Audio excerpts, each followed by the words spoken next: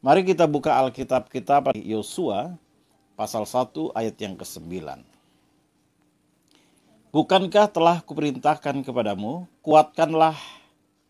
kuatkan dan teguhkan hatimu. Janganlah kecut dan tawar hati, sebab Tuhan Allahmu menyertai engkau kemanapun engkau pergi. Ada waktu dalam hidup ini sepertinya kita hampir-hampir putus asa, kita hampir-hampir menghadapi situasi yang dimana kita sepertinya tidak dapat bangkit kembali. Kita berharap, namun sepertinya harapan itu tidak kunjung datang. Dan di dalam situasi ini Alkitab mengajarkan kepada kita pada malam hari ini, di saat kita menghadapi situasi di mana kita hampir-hampir putus asa, dan seperti tidak ada harapan, firman Tuhan katakan supaya jangan kecut dan tawar hati, apalagi putus asa. Orang yang kecut hatinya atau tawar hati biasanya akan selalu pesimis dan berpikiran negatif. Sebab namanya juga putus asa.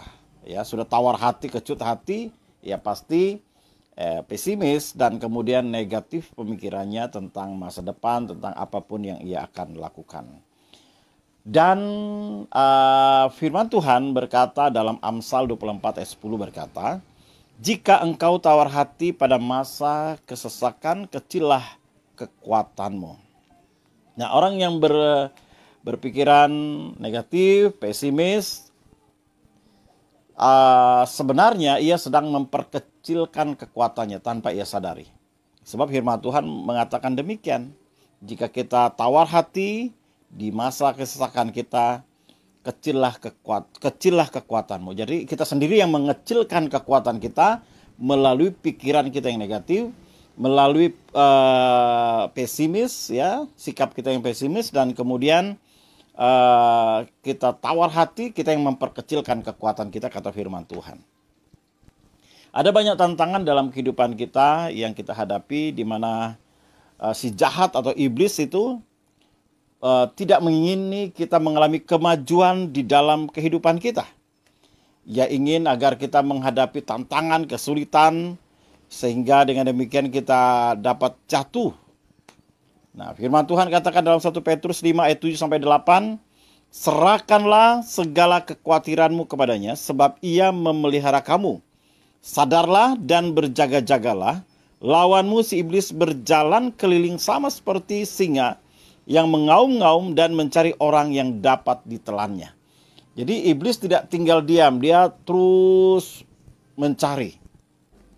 Dia melihat, dia memperhatikan setiap kita. Ada tidak celah dalam hidup kita di mana dia masuk?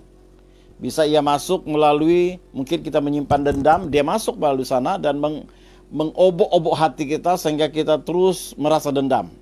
Ataupun dia masuk melalui kebiasaan buruk kita, sehingga kita tanpa kita sadari dia mengobok-obok kebiasaan buruk kita, sehingga kita terus melakukannya berulang-ulang kali. Jadi iblis ini tidak tinggal diam, dia adalah lawan kita, saudara. Jadi bagaimana caranya kita bisa menang menghadapi iblis? Firman Tuhan katakan, serahkanlah kekhawatiranmu kepadanya, sebab ia memelihara kamu.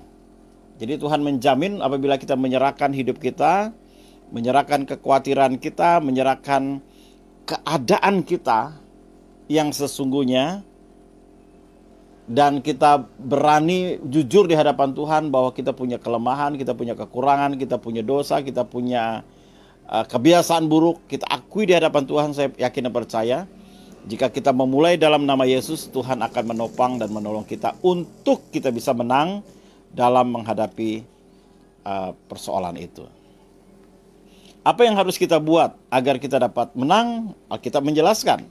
Yakobus 4 ayat 7 dan 8. Karena itu tunduklah kepada Allah dan lawanlah iblis, maka ia akan lari daripadamu. Jadi langkah yang pertama adalah tunduk kepada Allah, kemudian lawan iblis, maka ia akan lari daripadamu. Bapak Ibu yang dikasihi oleh Tuhan Yesus Kristus, kalau kita di dalam keberadaan kehidupan kita, kita tidak benar-benar tunduk kepada Allah, kita tidak mungkin dapat melawan iblis.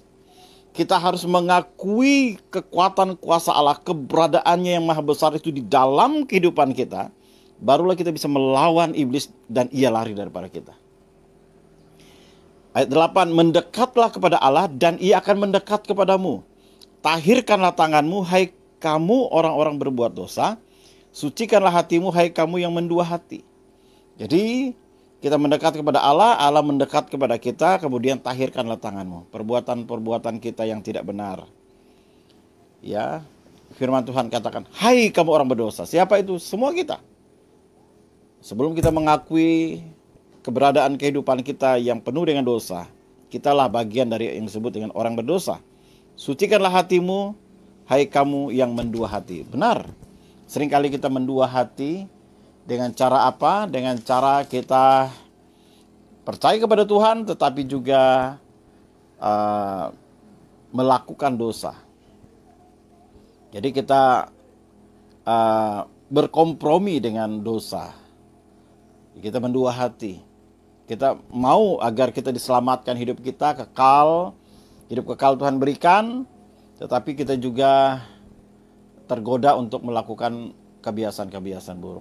Jadi pada malam hari ini firman Tuhan mengingatkan kepada kita, teguhkanlah hatimu.